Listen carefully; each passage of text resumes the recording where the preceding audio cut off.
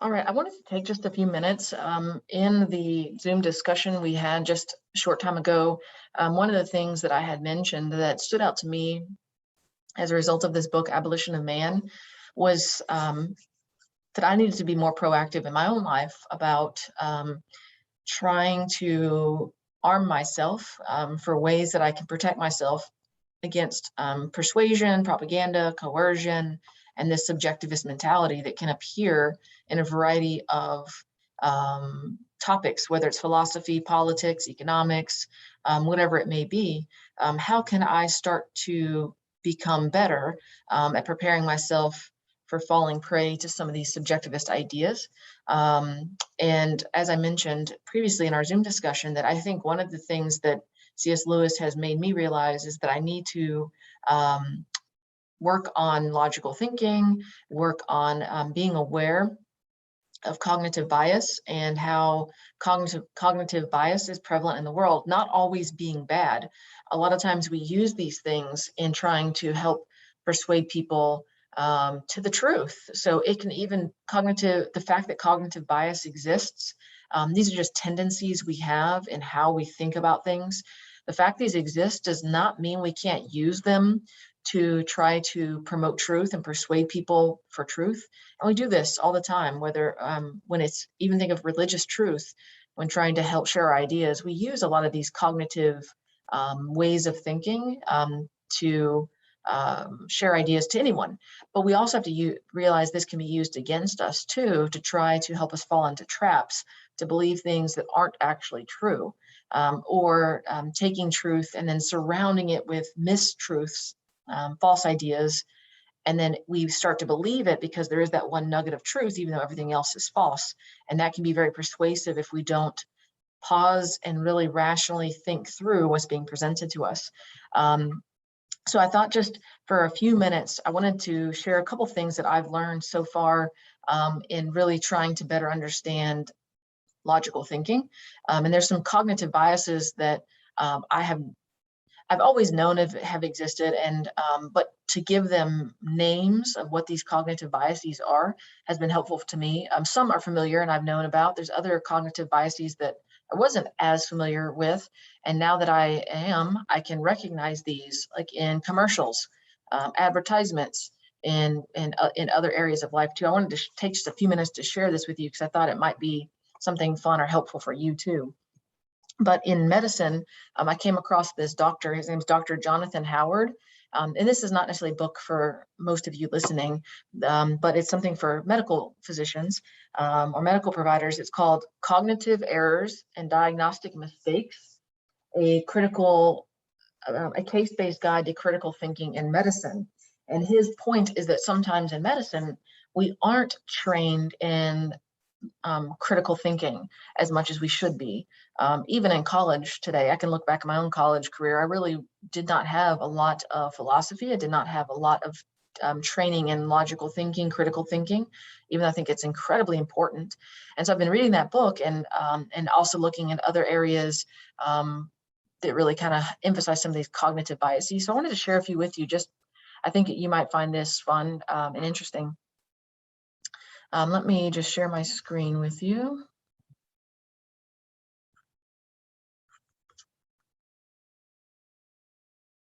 All right, so I think you can see this.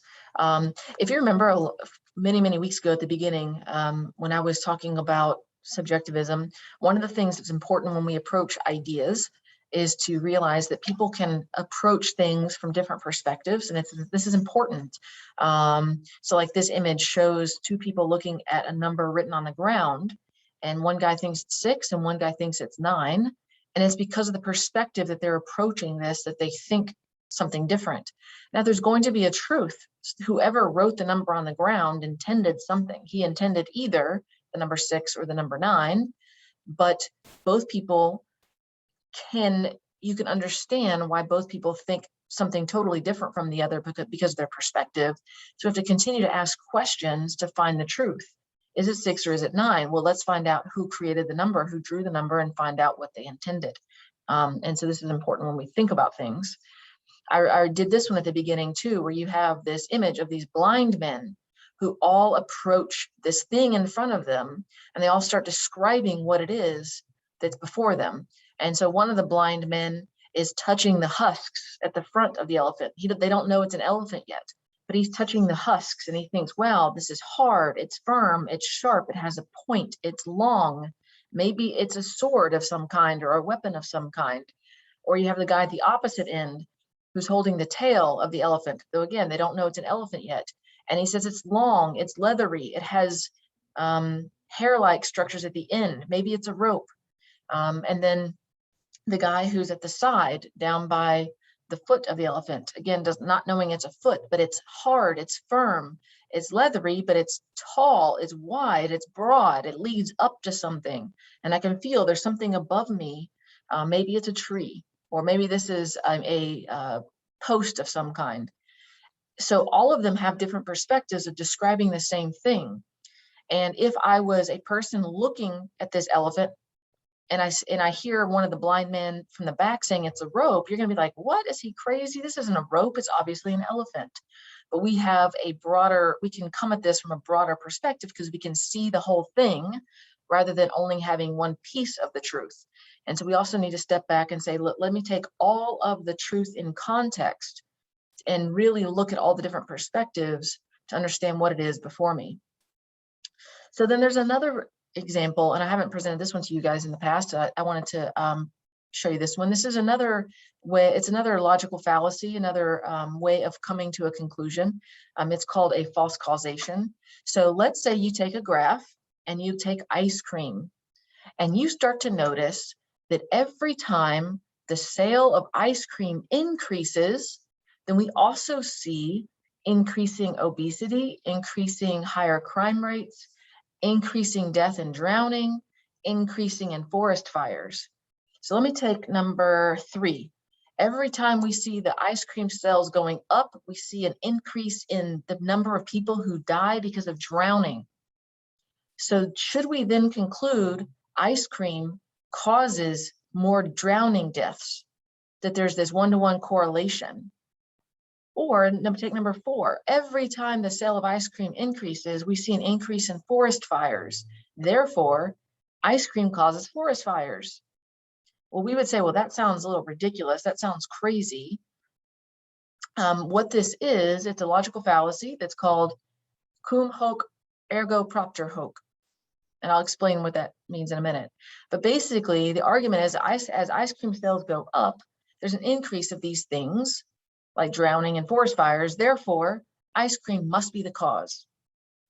So the fallacy is that, cum hoc, which means with this, ergo propter hoc, therefore, because of this. So what it's saying is that with ice cream sales going up, therefore, because the ice cream sales go up, with the increase in drowning deaths, we also see an increase in ice cream sales. Therefore, they must be related. Ice cream must cause the drowning, or the ice cream must cause the forest fires. But this is fallacy. This is a false causation. You're saying something causes something else, but that's not true. And the point is that we cannot deduce a cause and effect between two events simply because there is a correlation. Simply because ice cream sales go up at the same time drowning deaths go up does not mean there's a correlation between the two. And so the common phrase with this is that correlation does not imply causation. Very important. This is such an important point. People actually fell prey to this false way of thinking. So remember, correlation does not imply causation, though sometimes this is held to be true. We saw this back in the early 1900s. Polio, whenever they were trying to figure out what is polio, like in, let's say 1914, 1919, that time period, early 1900s, polio was on the rise. And it continued to increase, especially during May, June, July, August, September. You see these huge rises in polio. Well, at the same time, ice cream sales were going up significantly too. It seemed to correlate. Ice cream sales increased at the same time polio increased. That correlation made some people think oh, well, therefore ice cream is what causes polio. And so there were people who reacted to this and stopped all ice cream sales. And so we have to stop selling ice cream. Ice cream causing our children to get polio, causing polio to then make people have disabilities and paralysis and even die. So therefore, since we're not really sure what causes polio, it must be ice cream. And people stopped selling ice cream. This did happen.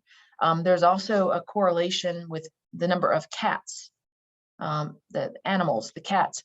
As we start to see a rise in the number of cats in a city, the number of polio cases went up. Therefore, let's just take all the cats and kill them, because they thought the correlation was consistent, that ice cream caused polio or the number of cats in the town caused polio. And so they killed the cats, they got rid of ice cream in two separate places. But that wasn't the case. This was a false causation. This is a logical fallacy. Correlation does not imply causation.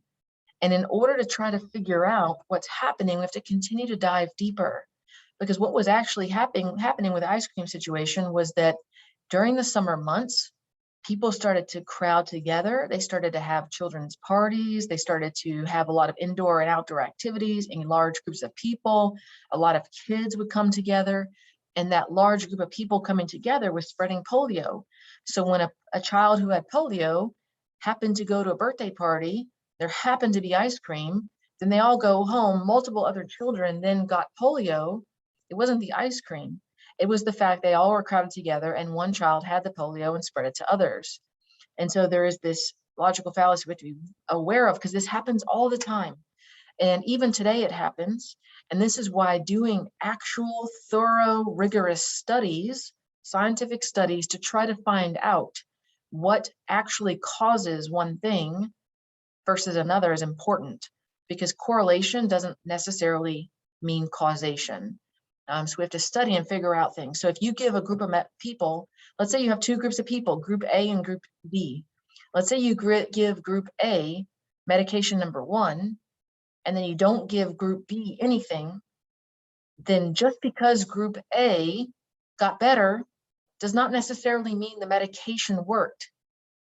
We have to have studies to prove it, because what happens if in reality group A were the people who were not that sick anyways, they were going to get better no matter what you did. Group B happened to be the sickest people possible, and they didn't get medication. Drug number 1 was given only to the healthiest people. So of course they were going to get better, but it had nothing to do with the drug. It was just they were going to get better no matter what. Whereas group B were the sickest people, and it didn't matter whether you gave them, and the fact you gave them nothing, what doesn't mean that the lack of the drug caused their outcome. So you really have to have scientific proof and evidence and rigorous studies to try to figure out what is it that makes a group get better or get worse, what works, what doesn't work, because this is a very prevalent fallacy in logical thinking, is this cum hoc ergo propter hoc. Correlation does not imply causation is the takeaway from that. So it's important to be aware of. It's a cognitive bias that exists, this false causation. So this is a huge cognitive bias codex that I found. You can look on Wiki, if you Google WIKI, cognitive bias codex, you'll see this. It's pretty fascinating.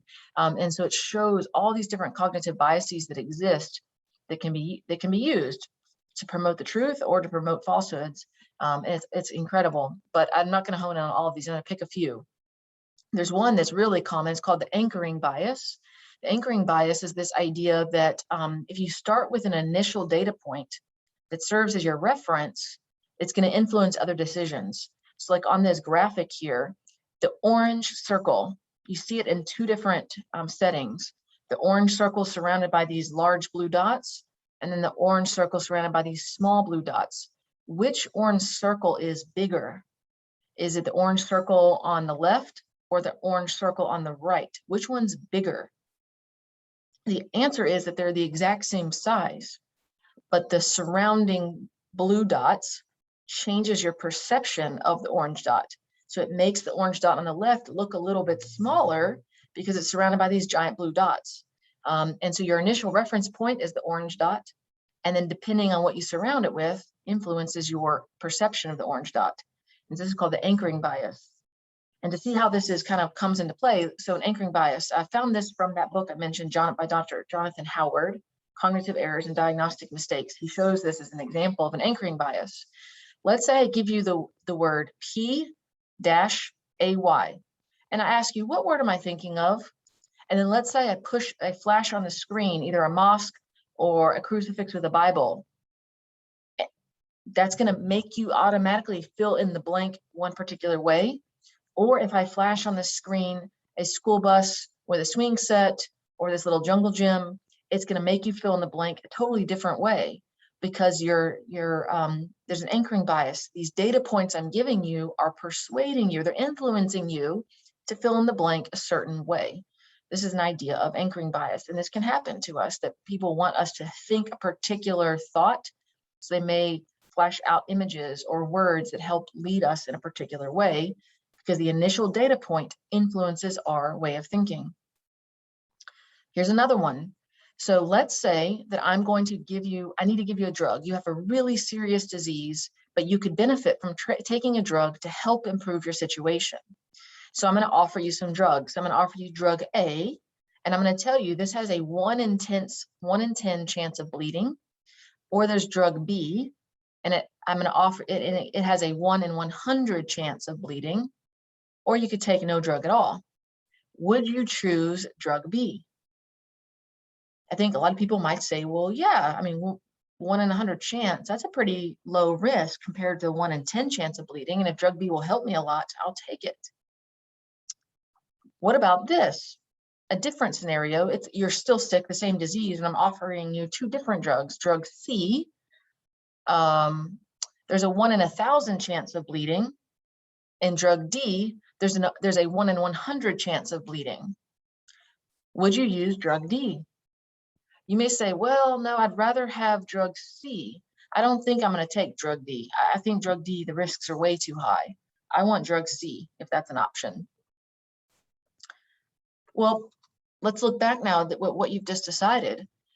I offered you drug A, drug B, drug C, and drug D. And in the first scenario, you were definitely willing to take drug B. But in the second scenario, you were not willing to take drug D. But B and D have the exact same chance of bleeding, 1% risk. But I presented them to you in a different way. And so it made you favor drug B because I gave it to you in the scenario of drug A that has a higher chance of bleeding.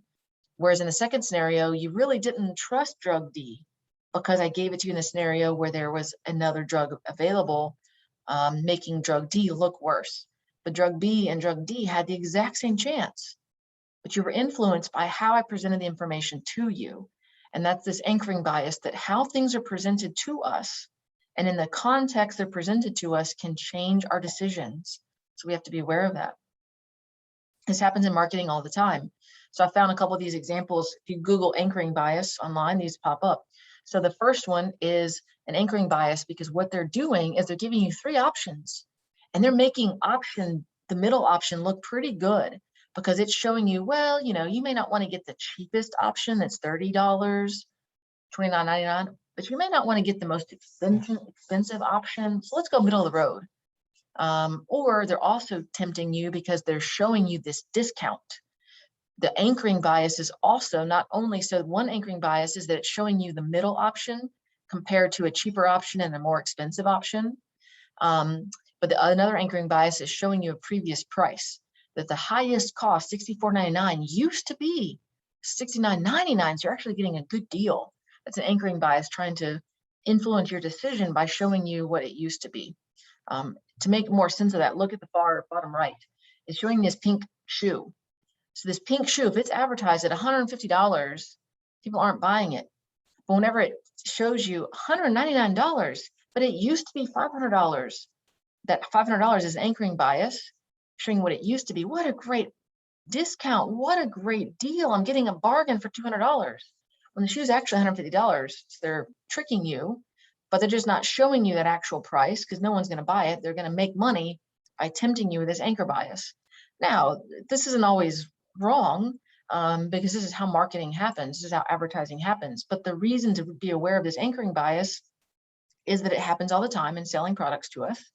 And sometimes if you go to a shelf, they'll put the item they actually want you to buy, kind of like back up to this upper left corner, they actually want you to buy that middle of the road option, probably. So they're going to put it in between a higher cost and a lower cost to make you tempted to that middle cost. But again, this isn't necessarily wrong, but it becomes a problem whenever truth is presented to us this way, or not even truth, opinions. Better to say opinions are presenting this way, where there's a bias to these opinions. So they'll only give you their opinion in a certain context to make their opinion seem more true. They're doing this anchoring bias effect, trying to persuade you to believe what they're telling you by really giving you a specific context. And so be aware of these anchoring bias. The thing related to the anchoring bias is something called the framing effect. The framing effect is how people view risks and benefits, or advantages and disadvantages, because of how it's presented, how it's framed. So take frozen yogurt. If that frozen yogurt told you, well, this frozen yogurt contains 20% fat, versus if the frozen yogurt presented it, it's 80% fat-free, which one are you more tempted to buy? They're the exact same product, but the way it's framed tempts you in a different way. So again, it's not that it's wrong, it's just being aware of how people are presenting things to you, whether it's opinions or products.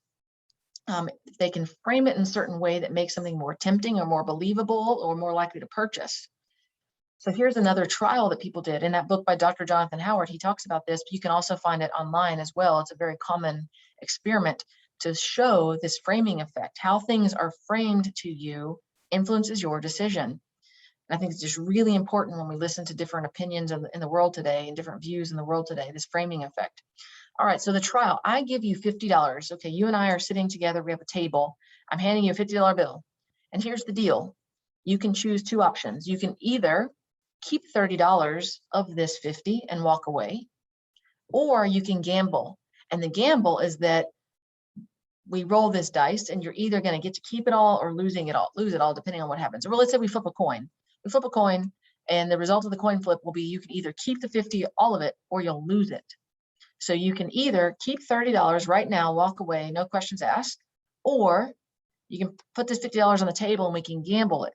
And the result of the gamble is you'll either keep it all or lose it all, depending on the coin flip. What do you prefer to do? Okay, before I give you the answer, trial two, or actually let me, okay, think about your answer. Think about your answer for that one. Do you want to do number one or number two? All right, think about trial number two, a different experiment. So you and I are now at the table and I'm going to give you $50. And then I'm going to say, okay, here's the deal. You can either lose $20 right now and walk away, or you can gamble. And the gamble is that once I flip this coin, the result will be either you keep it all the 50 or you lose all the 50. Which do you prefer to do? Lose the $20 right now and walk away, or do you want to gamble and gamble either losing all the 50 or keeping all the 50? Which do you prefer? And think about your answer. And so what they found in this experiment is they had two different groups. And group one had trial one, group two did trial two. So two different groups of people. And the outcome was that in the first trial, 57% of people chose number one. So if you chose number one in that first example, 57% of people were right there with you saying, yeah, I'll just keep $30 and walk away. I don't want to gamble. But in people who were in the experiment number two version, 39% of people chose number one. The vast majority chose number two, to gamble. But the outcome is exactly the same. It's the way it was framed. If you lose $20 in trial and experiment number two, when I say if you lose $20 and walk away right now, you're still gaining 30, but it's how it's presented to you. It's presented as a loss. When you learn about cognitive bias, there's this something called a loss aversion that we have. We do not want to lose. We have this, we'd almost rather things remain status quo as is rather than lose something. And so this idea of loss, we have this aversion to it. So if something's presented that you might lose something, we have a tendency to want to avoid losing something. And so this idea of loss in trial number two there's this aversion that we have. And so if you chose, and experiment number 2, if you chose to gamble, you were right there with the majority of people. They chose to gamble. Although if you step back, the outcome is exactly the same. Exactly the same. If you chose number 1 and either experiment, you still walk away with $30, but it's presented to you a little different. So it's tricky. And this happens with when opinions and truth and other things are presented to us as well. How it's framed affects our perception and affects our decision of the situation. So thinking of this framing effect and this anchoring bias, I was reading something the other day, listening to this talk the other day about the Boston Massacre. So the Boston Massacre happened, in the 1700s. So this was a very common poster. I'm sure you're all familiar with it. The Boston Massacre happened in Boston, Massachusetts, and then this poster was printed to display what happened in that event. Okay, so you look at this poster and you say, okay, the Boston Massacre, I'm familiar with it. So with the Boston Massacre, when you look at this flyer, what does it make you think happened at the Boston Massacre? What is it trying to relay to you about the event? Also, when you think of the word massacre, because it was pretty quickly deemed the Boston Massacre by people at the time, when you think of massacre, what do you think about? And then finally, when you hear Boston Massacre, how many people died in the Boston Massacre? Some of you may be familiar with history and may know the answer. Some of you may be less familiar and may not know the answer right off. And so for people who don't necessarily know the answer right off, if you hear the term Boston Massacre, what do you automatically think of? How many people do you think died? Do you think it was 1,000 people, 100 people, 50 people, less than 10 people? Looking at this flyer, hearing the term Boston Massacre, what do you think is the estimate of how many people died? Now think of your answers to these questions. So in reality, what happens with the Boston Massacre is that you're going to have propaganda on both sides at the time. Both the patriots and the loyalists are both going to depict this event in very different ways. There's news articles and flyers and propaganda pamphlets spread on both sides of this event. The patriots, those are who are the colonialists, the people who want to, who are angry with England, and then the loyalists, those who are in favor of England. You're going to have them talking about this event in different ways. And so this poster and the title Boston Massacre were created by the patriots, the people who were angry with England. So how many died from this event? Well, there were 3 people immediately killed, 8 were wounded, and then 2 eventually died of their wounds. So 5 people died of this event. Well, was this a massacre? I mean, it depends on your definition, I guess, but I don't know if 5 people dying is appropriately deemed a massacre. But what was happening at the event? So there's tensions growing at the time on both sides. The patriots and loyalists are growing tensions over the years, have been continuing to get worse and worse. Even days leading up to this event have been really, really tense. I don't want to get into the history. You can go read about it, but there's a lot of tension. But the citizens, the colonialists, have been harassing the soldiers. So a lot of people who are the patriots, they've been harassing the soldiers for days. And then even the day of the event, they were spitting on them, insulting the soldiers, throwing clubs and stones and snowballs and harassing the soldiers endlessly. Not that the soldiers weren't necessarily insulting them back. I mean, that's the point, is that there were tensions. The citizens, the colonialists were not innocent in this situation. They were riling the soldiers up. And as I heard one historian talk about, is think about who the soldiers were. They were also young men, some of them even teenagers, but young men who had come over to the 13 colonies from Britain, who were stationed here, who were trying to keep the peace, try to help prevent rioting, but they were young. Many of them were young. And so if they're being insulted and harassed, they're spit upon, people throwing stones and snowballs at them, making fun of them, you can imagine what that would do to a person. Right or wrong, it's going to create this emotion within them. And then the colonialists, on the other hand, are feeling that they're getting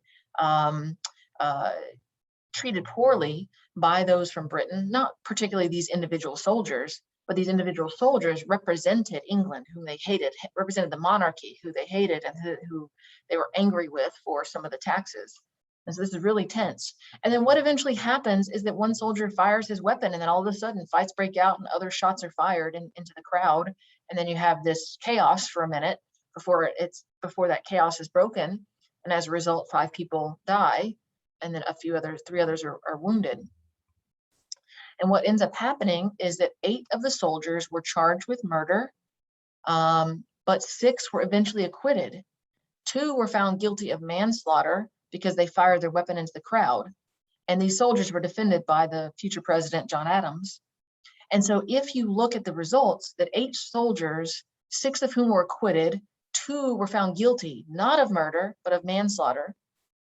This was the outcome, yet it was viewed by the propaganda and by these pamphlets as being a massacre, as if these soldiers, look how horrible they are, they're treating us poorly, they're killing us.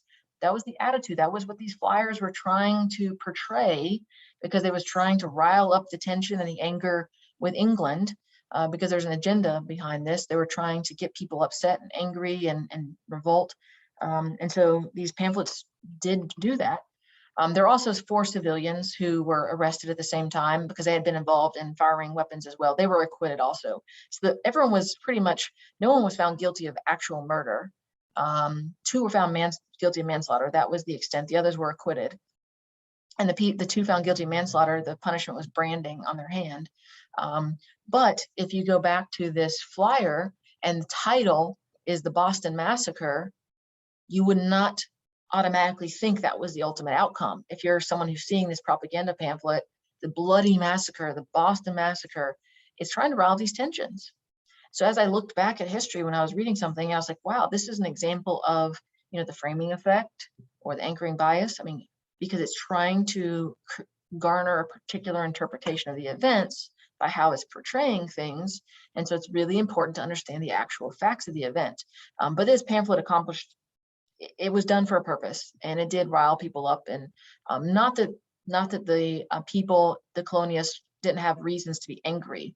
I'm not trying to join in on one side or the other of the revolt that ends up happening, or of the reason for the tensions, but just to kind of call attention to this pamphlet, how it's an example of propaganda, which we still see today. This is not isolated to this one event. We still see it today, and no political party, no economic viewpoint, no philosophical viewpoint, no one's immune from using propaganda to their advantage. We just need to recognize it.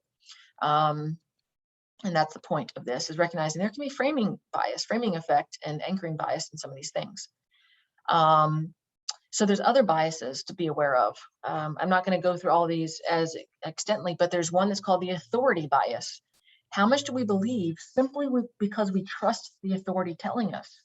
Maybe there's a particular person we trust, or a faculty member, or professor, or maybe it's a politician we trust, or maybe it's a political party we trust, or it's a news station we trust, or a website we trust. How much do we believe simply because of the authority telling us that something is true? We need to be aware of this bias. It's not always wrong to have trust in authority, because sometimes there's so much information it's hard to sift through. But who are we getting our resources? Who are we getting our information from? Who are these resources? Who do we trust, and why? And realizing these authority figures can be wrong. They sometimes can also be sharing with us opinion and presenting it as fact.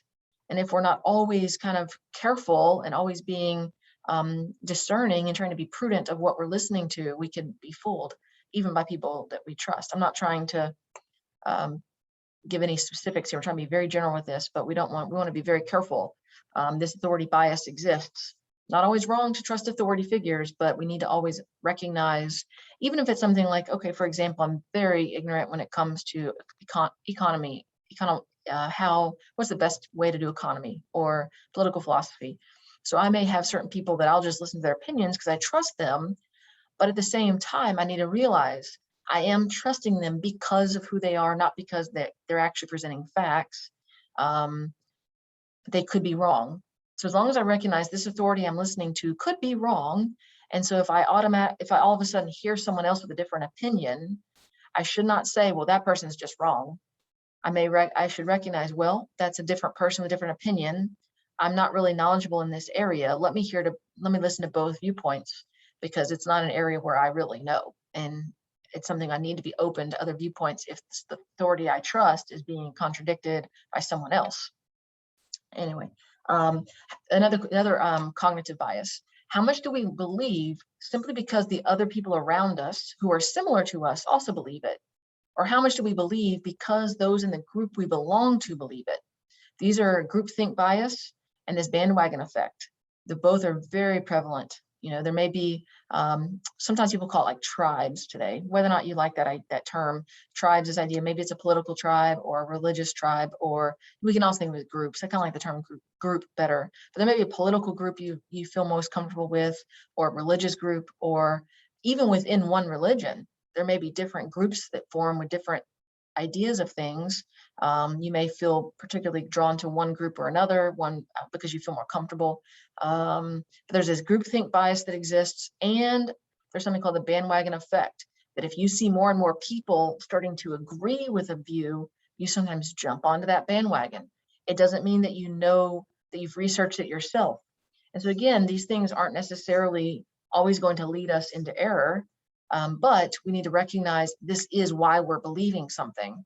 That I'm believing it mainly because my group thinks it, or I'm believing it because I am kind of jumping on the bandwagon, recognizing that, and then saying, but let me start to dive more deeply into these different perspectives, different opinions, different viewpoints to be able to come to the truth, or to be able to understand at least why I believe what I do, rather than I just believe it because everyone else is. Jonathan Howard, Dr. Jonathan Howard, in this book I mentioned that I've been reading, The Cognitive Errors and Diagnostic Mistakes, he says that there are many things we know because we passively accept what we've been told.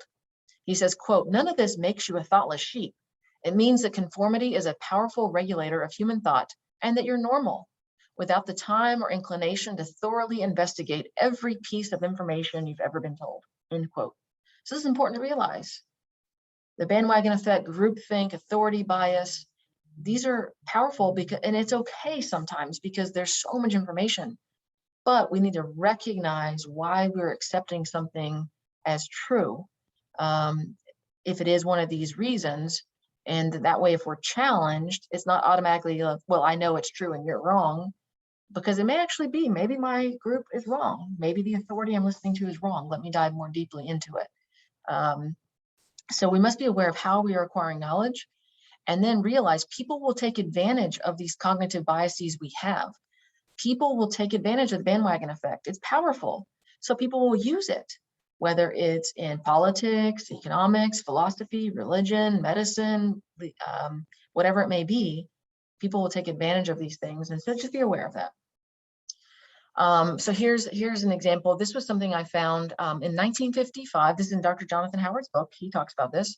In 1955, there was a flyer, and it was called the Unholy Three. It's very fascinating. This is produced by an anti-communist group here in America, claiming that these three things were examples of how communism is infiltrating America: fluoridated water, polio serum, and mental hygiene.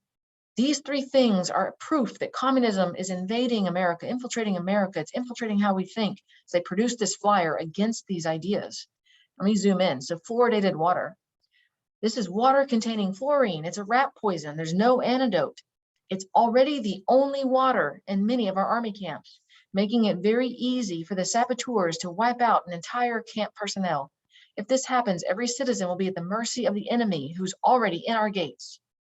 So you can kind of hear this is fear-mongering some, but it's also trying to, it's framing something in a particular way to get an emotion, to get people to believe. It's also kind of this trying to get on this bandwagon. They want everyone to accept this. It's also kind of rooted in this anti-communist mentality. So people who are anti-communism, they're trying to get people who are already anti-communist to jump onto the bandwagon of believing this about fluoridated water. Second thing, polio serum. So the vaccine, the polio vaccine, the polio serum. Polio serum, it's reported that it has already killed and maimed children. Its future effects on minds and bodies cannot be gauged. This vaccine drive is the entering wedge for nationwide socialized medicine by the U.S. Public Health Service, which is heavily infiltrated by Russian-born doctors, according to Congressman Claire Hoffman. In enemy hands, it can destroy a whole generation. So you can kind of see how they're having this, trying to promote this propaganda against the polio vaccine with these words, trying to initiate some emotional response. Again, really standing behind this anti-communist point of view, saying, well, we're all anti-communist, we should be against this. And so you can see how some of this is in 1955. And then finally, mental hygiene. Mental hygiene is our efforts that are being made in the 1900s for trying to help with mental illness. So sometimes it's looking at other influences in mental illness. Maybe it's poverty or environment or economic situations. So mental hygiene encompasses a lot of things that were going on in the 1950s to try to address mental illness. There were some laws being passed, like in Alaska, for example. There was this in Alaska, this mental illness law. You can Google it on Wikipedia. Even if you Google this flyer that's out there, the Unholy Three, under Wikipedia, you'll see it attached to this mental illness law that was passed in Alaska. And people promoted this anti-mental hygiene thing because they said it was this form of communism. The government's trying to come in and trying to influence us. So mental hygiene is a subtle and diabolical plan of the enemy to transform a free and intelligent people into a cringing horde of zombies. Anyways, and it's just kind of saying that this promotion of trying to address mental illness is a way of communism infiltrating our society because it's trying to address poverty and economic situations, and people may not have access to health care. How can we help this? How can the government maybe provide some counseling or some health care? Or how can the government provide money to help poverty or the people who are poor, who may be more susceptible to this? How can we increase the access to medical care? So people started to promote this as being a form of communism. So you see this kind of invading the thought in the 1955 time. And again, this was a anti-communist group promoting this flyer, trying to attack communism and trying to use these three things as examples of communism infiltrating America. And you can still see this happening today, not using these three things, but using other things to promote an agenda. And this is, this flyer is obviously false, but you can see how, see how it relates to other examples being done today too. And again, look at this flyer. It has that little girl and her mom, and it's the uninformed public. And so you hear that a lot today too. All right, so again, that's kind of related to the framing effect, the anchoring bias, the bandwagon effect, how things are framed, groupthink, because there's this anti-communist group, and then the bandwagon, trying to get people on the bandwagon against these three things because they want people to be against communism.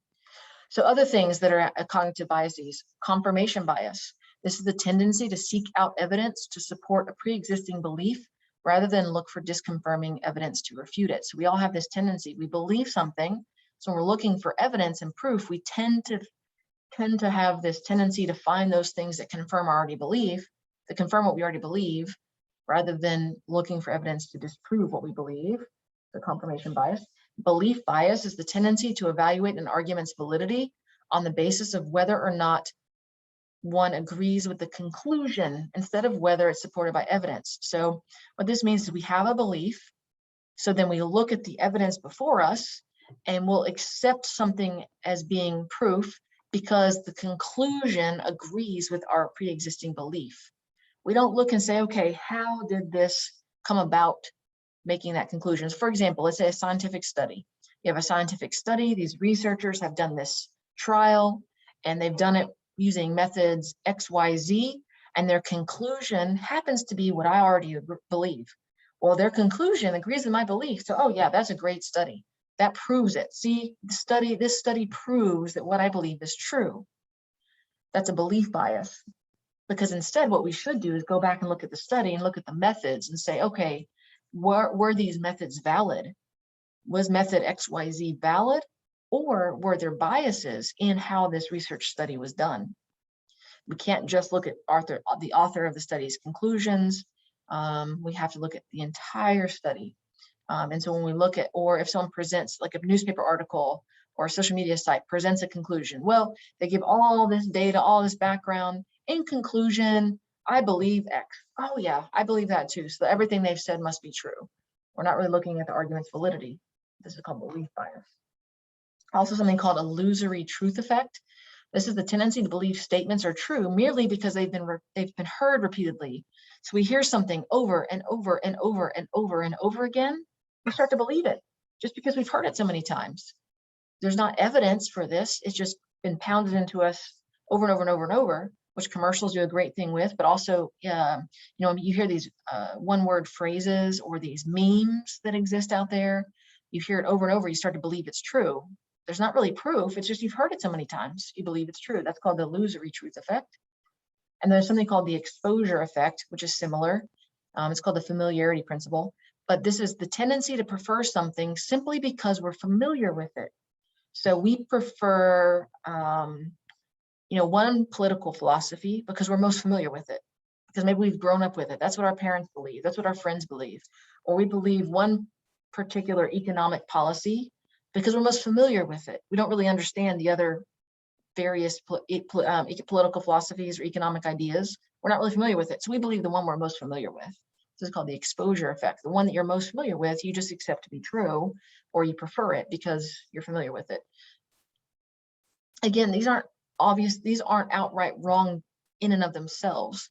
It's something to be familiar, these things exist. And so when we hold things to be true, or when we favor particular opinions, we need to understand why we favor certain things, why we prefer certain things, or why we hold things to be true, and know that these cognitive biases can be at play. I'm going to just recognize it. And, you know, it may be, it's okay sometimes. I'm most familiar with this idea, so this is the one I support, and I really haven't heard other arguments that make me turn away from this idea. And that's okay, but we want to continue to explore the other ideas that exist and not just hold to something because we're familiar with it. And that's the point with that one. I think confirmation bias is really big today, that we really only look for, or we're drawn, not even that we look, we're drawn to things that support our viewpoints more than we're drawn to things that disagree. We have to just recognize that tendency and always be seeking out things to try to prove myself wrong. Let me look for things. I want to prove, okay, I believe X. I'm gonna do everything I can to find out why I should not believe X. And then if I can't find convincing evidence, then I'm gonna believe X. You know, so that'd be the goal, to counter that confirmation bias. But a lot of it's just recognizing these things exist and being aware of them. Another one is called another thing that's often used is anecdotal evidence. This one's really big. This can be a big cognitive bias. Anecdotal evidence. It's used to make hasty generalizations. So you hear a story about something, and then all of a sudden you generalize it. This must be true. This happened to him. This must be true for everybody. So evidence provided, an anecdotal evidence used to make hasty generalization is when evidence is provided in the form of an anecdote, relying on personal testimony. But these are inherently subjective. It does not mean that it doesn't mean these instances are not true. It might have very well happened exactly as that person said. That particular drug might have helped that person, or that particular way of approaching a problem might have been helpful to that person. But we can't just use testimony, this one anecdote, to then conclude it's always true or generally true. It may have just been a fluke. We don't know. Anecdotes are powerful. They capture our imagination, they evoke emotion, and they can be powerfully persuasive. And so Dr. Howard, in his book that I've been referring to several times, he talks about how even having numerous anecdotes with similar outcomes is still not necessarily evidence that we can generalize something as true.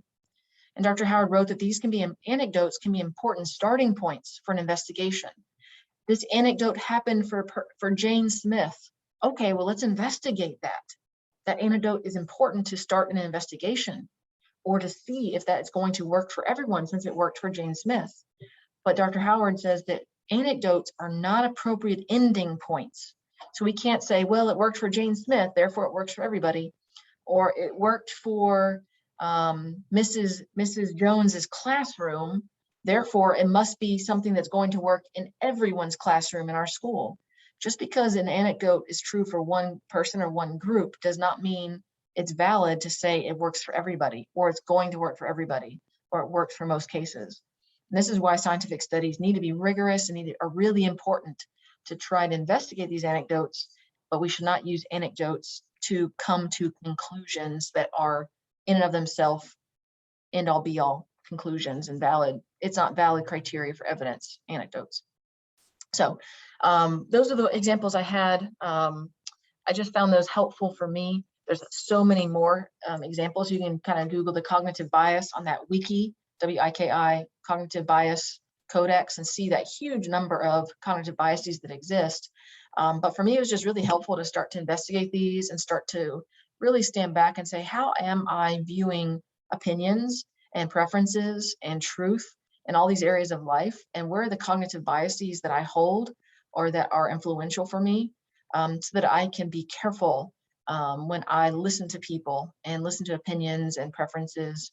And when people are trying to teach truth, knowing that there could be some underlying cognitive biases there, and just so I don't fall prey to these. And again, they're not always wrong. This is who we are as human beings. This is how our brain works in many cases.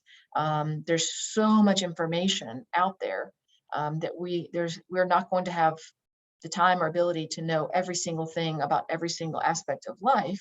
So we do have to kind of tend to, like, for example, the authority bias in some cases. And that's okay, as long as I recognize that I'm holding this to be true because I'm getting it from this particular authority. I know why it is I trust that authority. And then knowing I could be proven wrong at some point. Someone could come show me this authority is actually wrong. Or maybe they're right on points A and B, but they're misguided on point C. So then I should not listen to them on that point. I should listen to this other authority on that point. And that's why it's important to continue to keep an open mind about these things. But as I said at the beginning, this was one of the takeaways I had from the Abolition of Man. You may have many other things you've taken away from it. But for me, it was, how can I protect myself against propaganda? We're probably going to have these conditioners in the world because many people are subjectivists. So how can I not become one of the conditioned? How can I not become one who is prey to propaganda, prey to believing something simply based on emotion? How can I continue to keep that good balance that C.S. Lewis talks about with the head, the chest, and my belly? Reason, objective truth, and my emotions all are very important because I'm a human being.